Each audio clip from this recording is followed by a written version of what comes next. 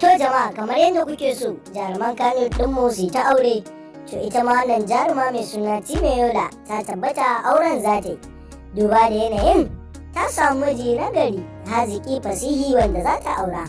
Domin jin wannan cikakken shiri ku daure ku danna mana subscribe, kana ku danna alamar ƙararrawa domin sanar da ku sababbin shirye-shiryenmu da zarar mun ɗora. Hausa Medium ta ku ci.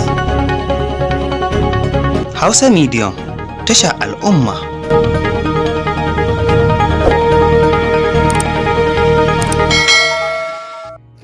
To yan uwa da abokan arziki, kamar yadda muka faɗa muku, Timeyola Allah Ubangiji ya fito mata da saurayi wanda za ta rangada wurinta tare da shi. To, mu da hakan na mana daɗi domin hakan yana ƙara mana himma domin muna so mu ga 'yan matanmu na gida da na Kano ɗin ma duka suna aure. Duba da yanayin zaman gidan babu daɗi. To, amma mutane suna tare da daɗin to ya aka yi za ta yi aure mutane ba su sani ba. To, ba wani abu ne yasa ba. An yi hakan ne saboda babu amfanin ka fito kai ta bayyana abin da zai faru da kai nan gaba. Dole dai Ubangiji shine mai yi. Duba da yanayin yadda jaruman mu suka koma yin aurensu.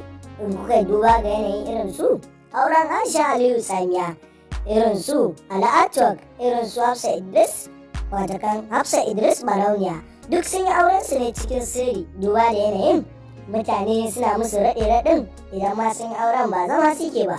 To shi yasa ba ma sa bayyana wa duniya cewa za su yi aure, sai dai kawai a ji su da aurensu.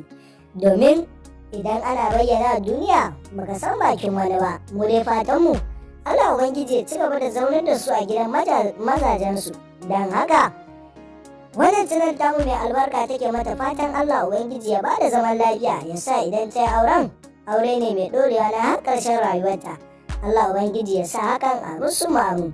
Hausa Medium ta ku ce masoya, don Allah idan wannan ne zuwan ku na farko, ku daure ku danna mana subscribe, kana ku danna alamar ƙararrawa domin sanar da ku sababbin shirye-shiryenmu da zarar mun ɗora.